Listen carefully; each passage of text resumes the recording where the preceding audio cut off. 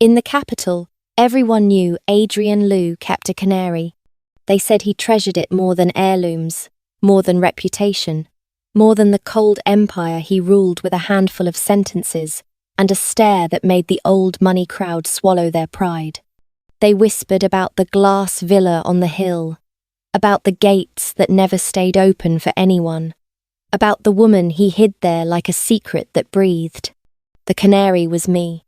To the outside world, Adrian was all restraint, quiet, untouchable, the kind of man who didn't need to raise his voice because the room would lower itself for him. But with me, he became meticulous in a way that almost felt like devotion. He chose my dresses, my shoes, the earrings that matched the tilt of my jaw. He arranged dinner menus the way other men arranged mergers, as if my appetite was a matter of national security. For 3 years inside the Liu estate, I wanted for nothing. I lived in comfort so soft it was cruel, like being wrapped in velvet and told it was love. And because of that, I made the oldest mistake a kept woman can make. I believed obedience could buy permanence. Then the thought of running began to grow in my head, stubborn and fast, like weeds in a cracked wall, because the legend was coming home. His white moonlight, the first love no one dared to name aloud. Back when Adrian hadn't yet taken full control of Liu Group, Stella Hayes had been forced abroad by her family. The separation had been bloodless on paper and brutal in reality. Everyone in our circle knew it was the one story that could make Adrian's expression change, just barely, like a shadow passing over steel. Now, he had power, money, an entire city's worth of umbrellas to hold over the woman he truly loved.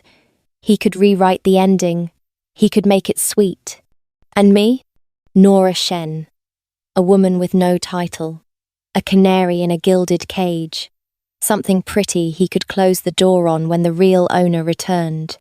I was spiraling in that thought when my phone buzzed. Adrian's message. Custard tart or matcha mille crepe? Before I could answer, another came through. I'll be home soon. I hated how my chest softened anyway. He was always like this, busy enough to bend the world, but still remembering the smallest things about me. It would have been easier if he'd been careless, easier if he'd been cruel. I didn't reply on purpose. He didn't chase. But when I stepped into the villa later, 2 large pastry bags sat on the coffee table, butter and tea scenting the air like a trap. Adrian was on the sofa, shirt open at the collar, documents in hand. He looked relaxed until you noticed the fatigue at the corners of his eyes. The kind a man carries when he hasn't slept for himself in years. My mind was still a storm when he came behind me and wrapped an arm around my waist. Warmth at my back. A kiss placed lightly at my neck. The familiar ease of him, as if intimacy could erase questions. "If something's wrong," he murmured, voice low. I opened my mouth. My throat tightened. In that moment, I could feel how easily he could turn my courage into silence, how skillfully he could make me forget the shape of my own plan. "Mr. Liu," I managed, unsteady. "If one day I left..." He stopped me with a kiss that was all urgency and possession, as if he could press the sentence back into my body and keep it there. When he finally pulled away, his eyes were dark and watchful. He had asked me to speak, but the instant I tried, he didn't want to hear it. The next morning, I woke sore and exhausted. The room too big and too quiet. Adrian was gone. Only a faint trace of smoke and cologne remained on the pillow, like proof he'd been real and not a dream I was punishing myself with. I grabbed my phone. Notifications flooded in. The elite girls' chat I'd been allowed into by association was exploding. Someone tagged me, thrilled. "Did you hear? Stella Hayes landed today." Another added. Mr. Liu walked out of a meeting, mid-sentence, to go to the airport. Someone else laughed. "Nora, why so quiet? Or did he keep you too busy to crawl out of bed?" I stared until my vision blurred. Then the photos came, grainy, shot from behind sunglasses and envy. A man and a woman walking side by side. The man pulling a suitcase. The woman looking up at him with that kind of trust that doesn't come from 3 years of rules, but from history. The man was Adrian. And when I zoomed in on the woman beside him, my lips parted in a sound that was almost a laugh and almost a choke. Stella had my outline, my face's soft angles, even my hair, the same length, the same obedient curve. Like someone had designed me by measuring the original. So that was it. 3 years. And I hadn't been cherished. I'd been curated. I went cold. Then I went sharp. If I didn't leave now, I'd leave later, with nothing but humiliation. A woman like Stella would take the front seat, and I would become a faint reflection behind them, the kind you don't notice unless the light hits just wrong. With a man like Adrian Liu, there was only one way out. You didn't negotiate. You didn't hint. You didn't let him smell the idea. You disappeared. I began quietly selling what I couldn't carry. Designer bags, limited watches, shoes I'd never worn outside the villa. I moved money into an account in my own name, counting and recounting on the bedroom floor at night, asking myself if freedom was a number I could finally afford. I almost made it. Then the plan leaked. When I came home after listing my 18th item, Adrian was sitting in the living room with nothing in his hands. No laptop, no papers, just silence and a gaze so cold it made the air feel solid. He looked at me and asked softly, "Are you short on money lately?" My stomach dropped. I cursed the auction house in my head. Of course, the one bag I sold had been custom made. Of course, the buyer had shown it off publicly. Adrian's eyes flicked to the bag beside him.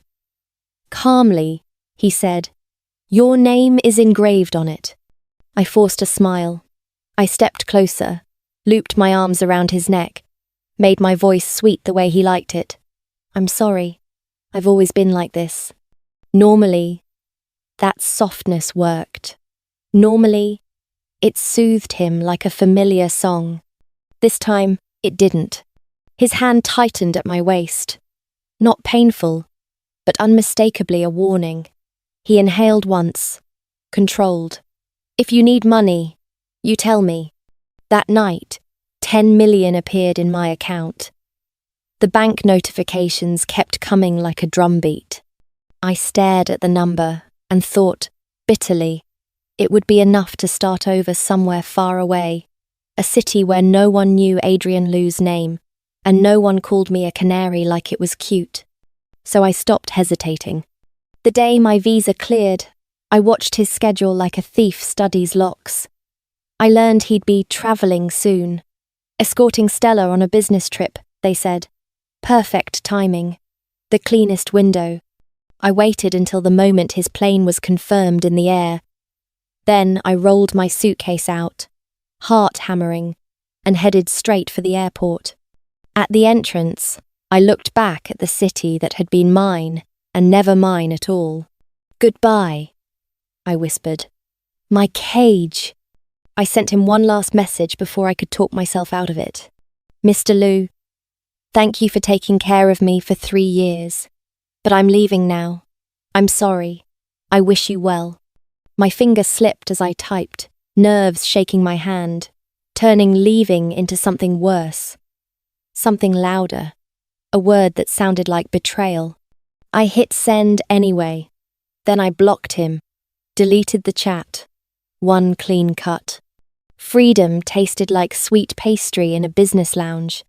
I even ordered dessert, trying to pretend my hands weren't trembling. Then the announcement boomed overhead. My flight was delayed.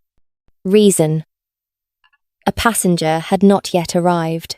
I scoffed. Business class wasn't a bus, but the attendant only smiled and offered complimentary snacks, as if fate could be bribed with sugar. I was half asleep, halfway through a bite, when black-suited men flooded the lounge in a single, disciplined wave. They moved like a wall closing in. In seconds, I was surrounded. My fork clinked against the plate, and then Adrian Liu stepped through them, light catching his face. Expression so cold I almost wanted to faint just to escape it. "Nora," he said, voice scraped low, each syllable pressed out like a threat. "You've been very impressive lately." My mouth went dry. "How? You were supposed to be on a plane." His gaze didn't flicker. His hand caught my wrist, firm and effortless, as if I weighed nothing at all. "Did you really think," he murmured, leaning closer so only I could hear, "that you could open my cage and fly away without me noticing?" The group chat erupted like hot oil. GIFs, stickers, memes with sparkly fonts and crying laughing faces. Everyone talked at once, piling words on top of words, as if noise could turn gossip into truth. Then someone screamed in all caps, "Holy sisters! Breaking news!" A new message popped up with an attached photo. My friend at the jewellery house just texted, "Mr. Liu is buying Stella Hayes a diamond ring. Custom order." Like, custom. My heart clenched so hard it felt physical, like a fist closing around it from the inside. The picture was blurry, clearly taken in a hurry, but there was no mistaking the broad line of Adrian Liu's back as he stood at the ring counter. Beside him, Stella tilted her head slightly, long hair falling forward, the curve of her smile soft and certain. On the glass display, a small card lay flat. Whoever took the photo had a cruel kind of generosity. They'd zoomed in until the text, though faint, was readable. Custom request. Customer birthday. 8/6. Style. Lace, halo. I went still. 8/6. For a second I couldn't breathe. I couldn't blink. My brain tried to deny what my eyes had already swallowed. Stella Hayes's birthday was August 6th. That meant the password I'd discovered 0806 wasn't mine. It had never been mine. The realization hit like cold water dumped over my head, and then someone tipping the whole bucket in for good measure. All the tiny, confusing details snapped into a single, brutal line. The gentle way Adrian insisted on certain perfumes, the way he sometimes stared at me as if he was remembering someone else. The quiet fury in him whenever anyone joked about first love. I stared at the photo until it hurt. Last night, he'd pressed his mouth to my skin and told me, calmly, that if I ever wanted to go abroad, he would take me. He'd said it like a promise, like a leash made of silk. And today he was buying her a ring, a lace halo. Custom made. Her birthday engraved into his habit, his locks, his codes. The girl the entire city knew he'd once loved like a religion. So what were his words worth? Trash. I cursed him silently from head to toe, the anger building until it had nowhere to go but out. I actually spit on my screen in a childish burst of rage, then whispered like a prayer that wasn't holy at all. Bastard! You absolute bastard! I exited the chat so fast my fingers shook and opened a private conversation with the one person who never softened reality for anyone, my closest friend in that world. Jade Jiang.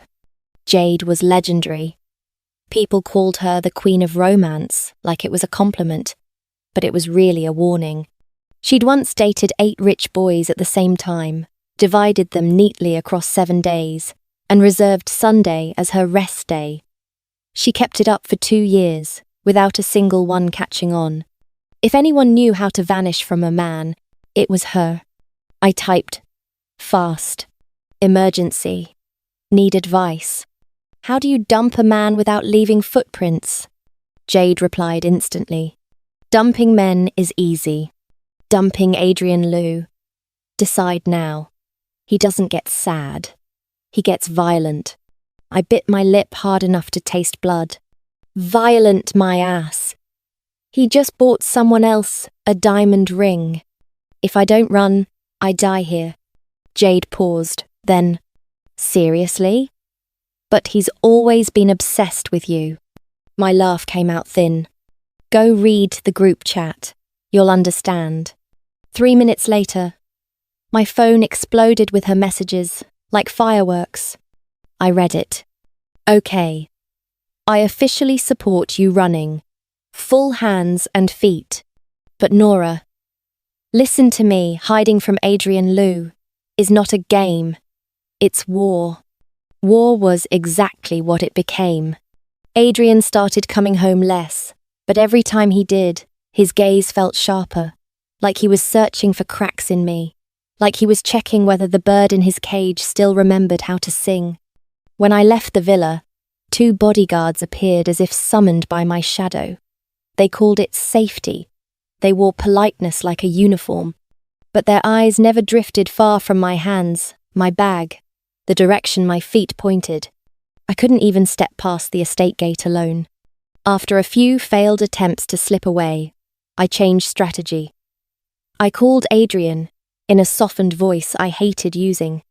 Mr. Liu, I said, letting the words melt a little. Can I stay at Jade's tonight? Girls talk. Secrets. You know, things we can't say in front of men. There was a beat of silence on the line. Then his voice came, low. I pushed the sweetness harder, making myself cringe. Please. On the other end, I heard his breath shift, slow and controlled, like he was choosing restraint instead of instinct. Then he spoke my name, Nora Shen. My chest tightened with hope in a way that made me angry. But his next words were calm enough to scare me. You use that voice on me, he said. And you know what it does.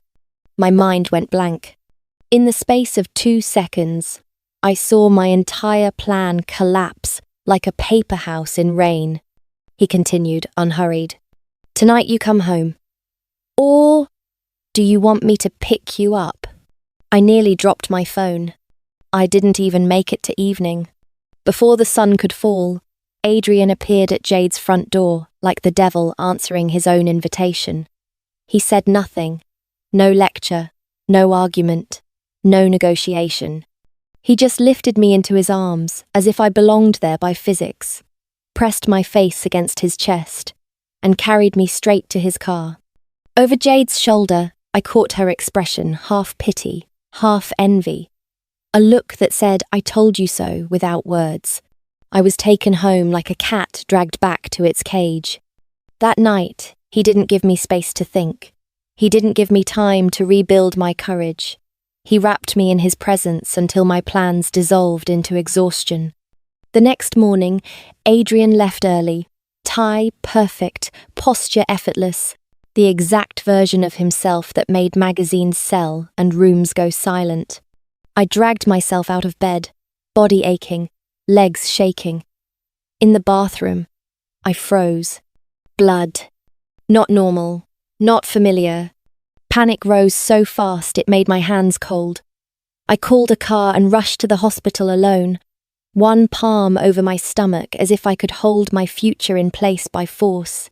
A middle-aged female doctor looked at me with gentle professionalism, then glanced around the empty chair beside me. Where's your boyfriend? She asked softly. My face burned. He's busy. Her brows pulled together. Busy doesn't excuse this, she said, firm but not unkind. You're nearly 2 months pregnant. Right now, you need rest, and you're showing signs of threatened miscarriage. The world went quiet. 2 months. My mind shut off like someone flipped a switch. I'd been late, yes, but my cycle had always been messy. I'd blamed stress, late nights, too many nerves. I had not expected life. I walked out of the clinic with a paper bag of medication and an ultrasound print hidden like contraband. My steps felt unreal, like I was floating through someone else's dream. Then I saw Liu family security rushing toward me. Nora! One of them called. Are you all right? Reflex took over. I shoved the bag and paper behind my back and forced a brittle smile. I'm fine, I said. Just irregular. At the word, their ears actually went red. They stepped back, suddenly respectful, suddenly shy, as if biology itself was a boundary they didn't dare cross. I swallowed hard and spoke quickly. Take me to Jade's. A guard hesitated. Mr. Liu heard you came to the hospital, he said carefully. He's on his way. My throat tightened. If Adrian learned I was pregnant, I didn't even know what terrified me more, that he would be happy, or that he would treat it like a problem to solve. I didn't wait. I waved down a taxi, got in, and slammed the door. To Jade Jiang's, I told the driver, voice shaking. Villa 7! As the car pulled away, I stared out at the city and understood one thing with brutal clarity. I wasn't running anymore just for myself. I was running for the life inside me. And Adrian Liu had never been the kind of man who let anything he considered his simply fly away. I lowered my gaze and told myself firmly that I was caring too much about a story that no longer belonged to me. I left the chat. First, I sent Jade Jiang a simple message, I'm safe. No details, no location, nothing that could be traced. She didn't reply. She was probably still acting, still smiling in front of the wrong eyes, still covering my tracks like a magician hiding a card. I fell back onto the bed and scrolled mindlessly, thumb moving without meaning, until a headline punched straight through the haze. Liu Group CEO's proposal ends in failure. I froze. Adrian Liu.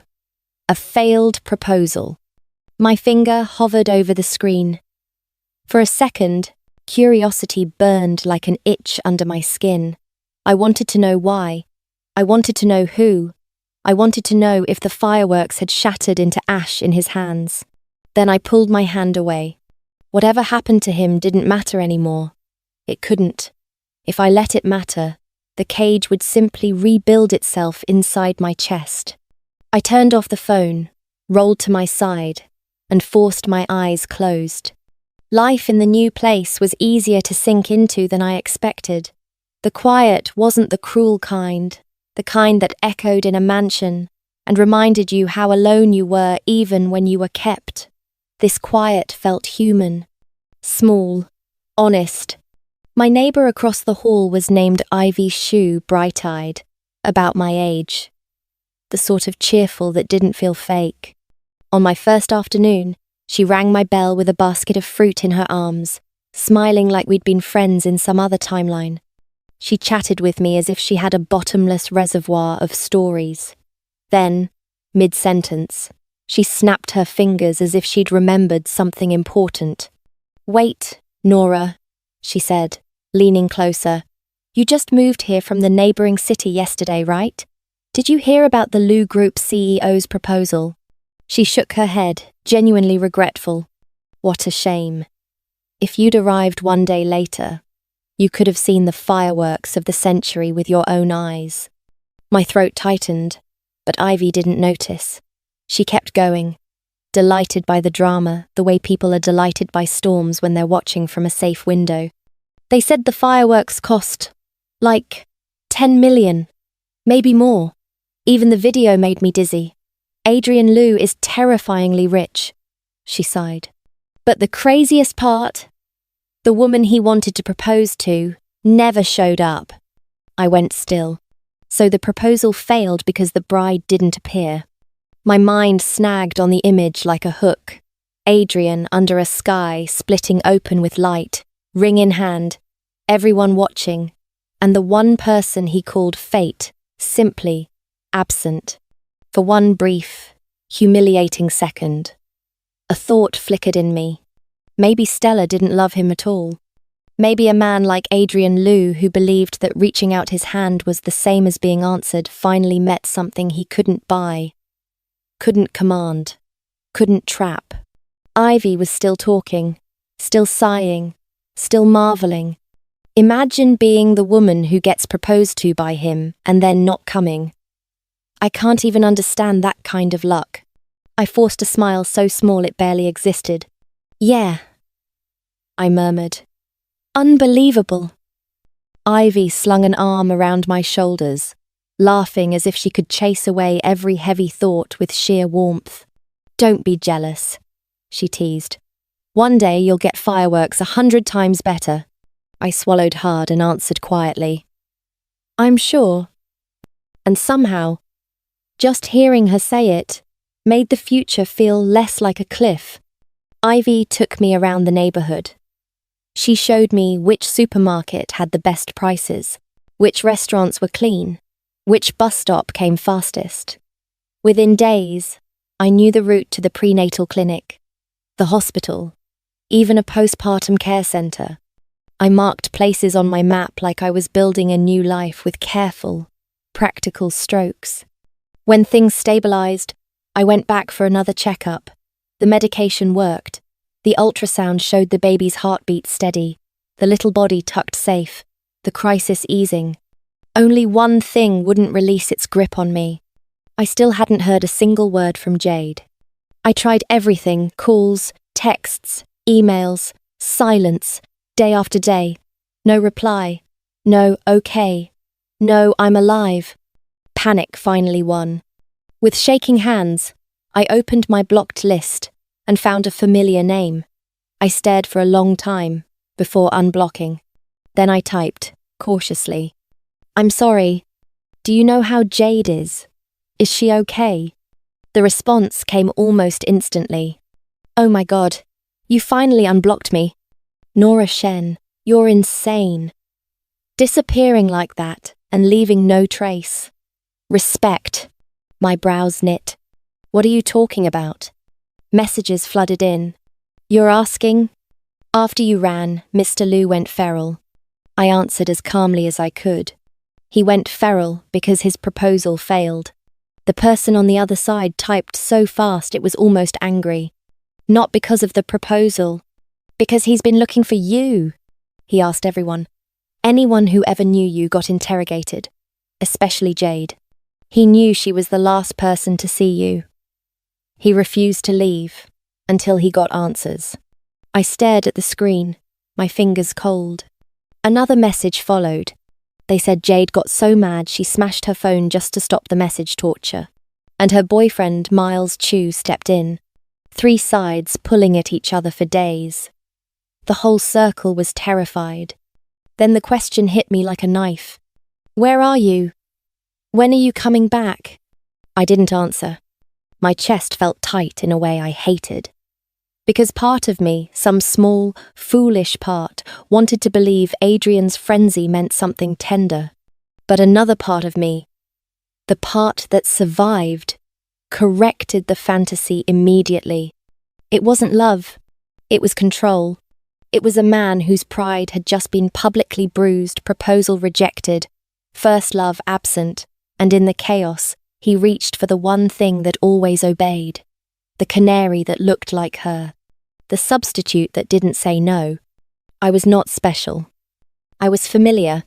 I was convenient. I typed one short response. I'm not coming back. As long as Jade is safe, that's enough. Thank you. Then, after a beat, I added a line that felt absurd and necessary all at once. I'm blocking you again. In case he traces this. I don't want you dragged into it. A question mark appeared on their end. I blocked them before it could turn into a sentence. The chat vanished. The contact list went quiet again, as if none of it had ever happened. Time slid forward. My belly grew.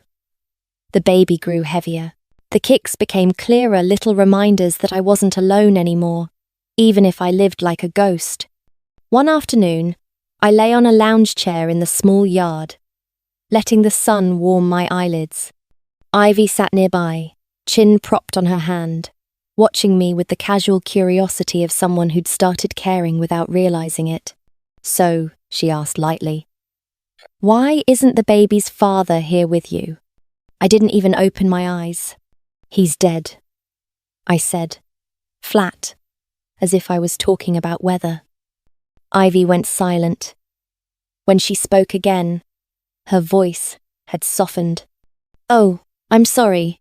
Then she sighed and said, sincere and stubborn, "Next time you go for a checkup, call me. I'll go with you." I hummed a reply.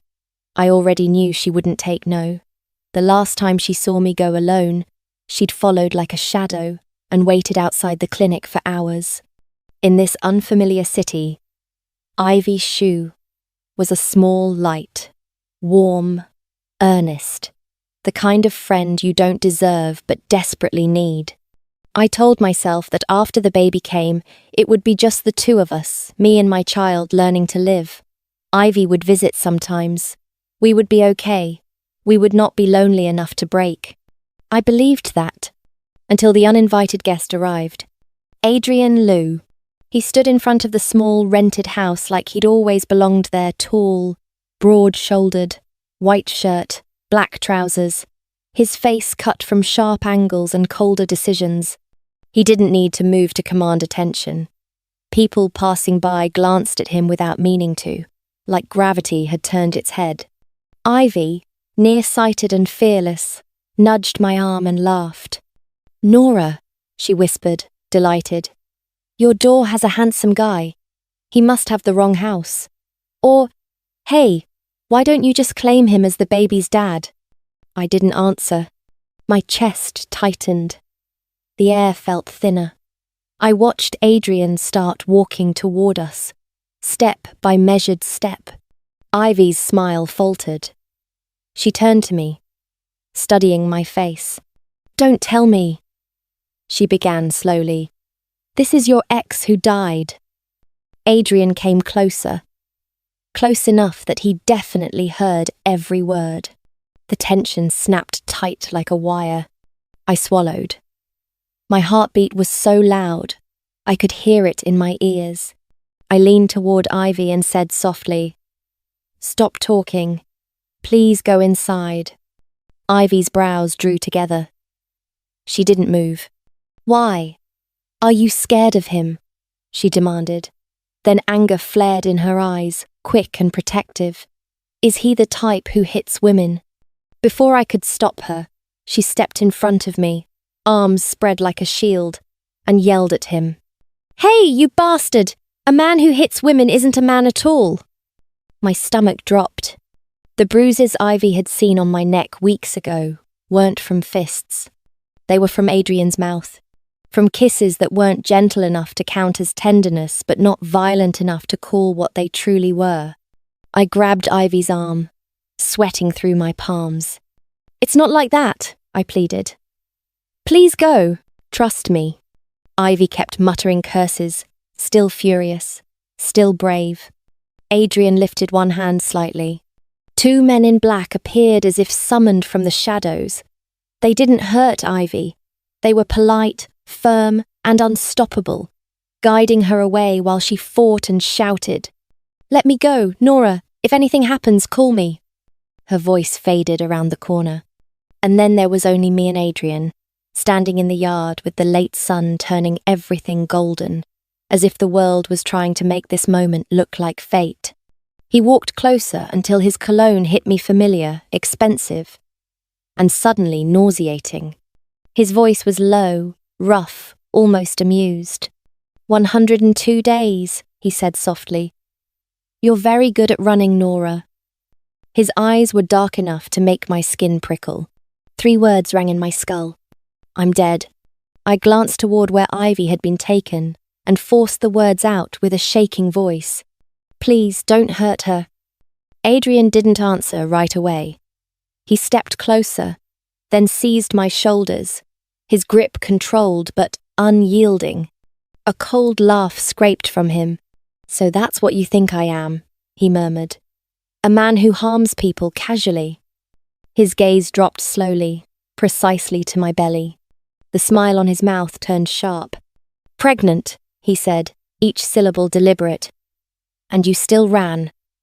He looked up again, trapping me with his eyes. "Nora Shen," he said quietly, "tell me what you want." Only then did I realize how obvious my body had become. How the truth was no longer something I could hide with fabric and denial. I took a step back, clutching my shirt like it could protect me. "You're mistaken," I blurted. "The baby isn't yours." Adrian's eyes narrowed, the calm snapping into something colder. I shifted my feet instinctively, ready to bolt, and he caught my wrist in an instant. His arm locked around my waist. My back hit his chest. His other hand settled over my belly. Not rough, not careless, shockingly careful, like even his anger knew where the line was. He bent close, breath hot against my ear. 21 weeks and 3 days, he said, voice dropping into a dark certainty. That night, you burned 7 batches of cookies and argued with me until dawn. His chest rose behind me, a restrained inhale. "I remember the date," he murmured. "Perfectly." His fingers stayed on my belly, possessive and protective at the same time. "Nora," he said almost softly, "who are you planning to let my child call Dad?" He dragged himself forward 1 step at a time. Both legs burned with a sharp, relentless ache.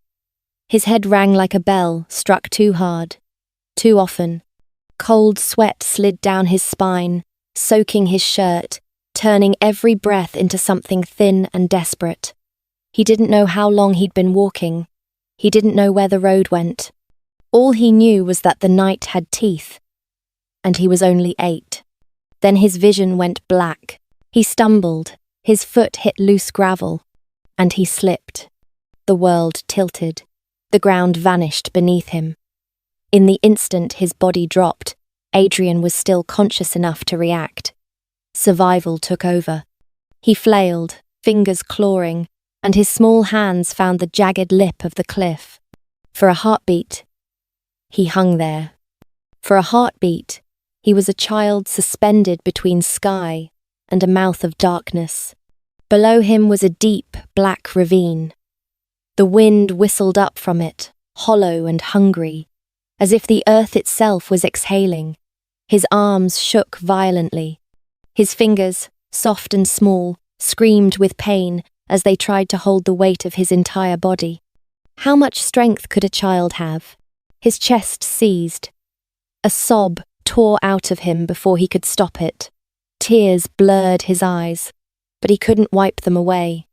He clung harder, trembling, his wrists turning numb, his heart pounding like it wanted to break the cage of his ribs and flee on its own.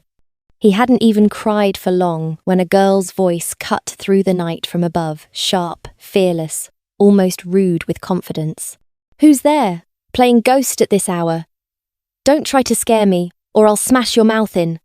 Adrian nearly burst into laughter, crying from sheer relief. His grip tightened until it hurt. I'm here," he choked out. "I'm here." The second he spoke, the soil above him crumbled. The edge he was holding split. His body jerked downward.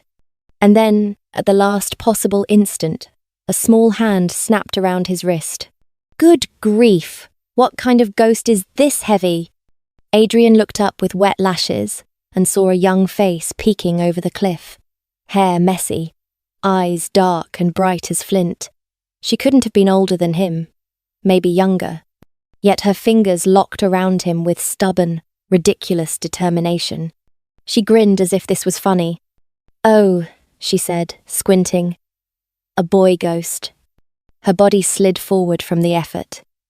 She was nearly pulled halfway off the ledge, but she didn't let go. Not even when her small shoulders shook, not even when her teeth clenched tight enough to show she was hurting. Adrian never remembered exactly how she got him up. In his memory, it was all fragments, his own sobs. His knees scraping rock, her hands yanking, her breathless curses. The way the sky above looked so impossibly full of stars, like the world was cruel enough to be beautiful while an 8-year-old almost died. When he finally lay on solid ground, he cried without shame. He was shaking so badly his teeth clicked. He stammered over and over, voice breaking. "Don't!" Don't worry about me. You can go. You can. The girl's cheeks went red. Not from embarrassment, from effort, from anger, from being the kind of child who refused to be soft when softness didn't save anyone. She kept hold of his hand and snapped one word through clenched teeth. Shut up. Then she dragged him to her home. It wasn't a home in the way Adrian understood homes. It was a small, shabby place near the outskirts, patched together by poverty and stubbornness. Inside was only one bed, narrow, old, creaking like it might give up. The girl threw herself onto it, panting, rolling onto her back as if she'd just wrestled with a mountain. I'm dead, she groaned dramatically. Dead. Adrian didn't dare climb onto the bed. She had saved his life. She had earned the only comfort in the room. He gathered everything valuable. He had the watch on his wrist, his keychain, a few small, expensive items he'd always carried without thinking, and placed them in her hands like payment, like tribute, like a child trying to settle debt with the only currency he understood. Then he curled up near the door, small body folded tight, like a soaked puppy pulled out of water and left to dry. He barely fell asleep. Shouts exploded outside, adult voices, harsh and urgent. Flashlights cut through the thin walls. His father found him in a frenzy and hauled him home as if reclaiming property. In the chaos, his father and the stepmother arguing, blaming, defending, their words slicing through each other, 8-year-old Adrian opened his eyes and asked only one question. Soft as a breath. The girl from tonight? Where is she? His father took him back to search. But the little house was empty. No girl. No trace. Nothing but silence and old dust. As if she had been a dream invented by fear. And still Adrian looked. He looked day after day, then year after year. Stubborn as a wound that refused to close. By high school, he'd learned to hide it. He'd shrug whenever anyone brought up the childhood fantasy. He'd smile vaguely. He'd pretend it didn't matter. Then one afternoon, walking past the schoolyard, he saw a girl standing under a tree. Wind lifted her hair. Her eyes curved slightly as she smiled at someone, bright and unguarded. And pain speared through his chest so cleanly it stole his breath. He didn't need to study her face. His heart decided first. Her, the one. He rushed to bring her home like a miracle he'd finally earned. And his father poured cold water over his head with one sentence. That girl is not Stella Hayes. The name Stella Hayes, the name everyone in the family spoke like a legend, belonged to someone who had lived overseas since childhood. Someone who had never returned to this city. The dream shattered. Adrian was pushed abroad under the excuse of education, as if distance could disinfect memory, as if oceans could drown the stubborn hope of an 8-year-old. For years he carried the humiliation of it, a face, a laugh, a hand on his wrist. He hunted the shape of it through crowds and time and still held nothing, until one night in a bar. Dim lights, heavy music, a room full of noise and careless hands. He saw a girl. She didn't perfectly match the memory, not exactly, but something in him snapped into alignment. His blood went hot, his vision sharpened. Every cell in his body screamed the same word. Her. Then men blocked her path. Rough voices, dirty laughter, hands that didn't know what no meant. Adrian lost control. The first time in his life, he grabbed a full bottle and smashed it down. Glass exploded. Blood spilled. Cursing erupted. Chaos tore through the bar like a storm. The girl looked up at him. Under the lights, her eyes glittered like stars. And suddenly, Adrian was 8 again, hanging between life and death, staring up at a fierce little face framed by a sky full of constellations. He heard himself ask, hoarse and desperate, "Do you want to come home with me?" Later, in his house, The girl's cheeks and ears turned red.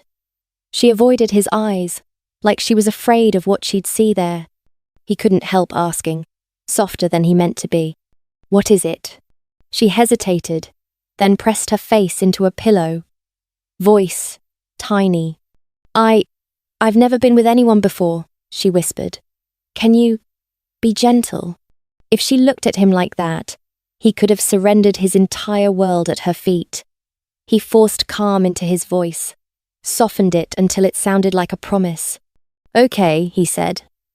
"I'll be gentle." His fingers traced along her spine, slow, controlled, as if he was soothing something fragile inside her, inside himself. "Good," he murmured. "Be good." I carried all of that inside my chest as I looked at the man in front of me now. "And you call that not a substitute?" My laugh came out rough, scraped raw by old hurt.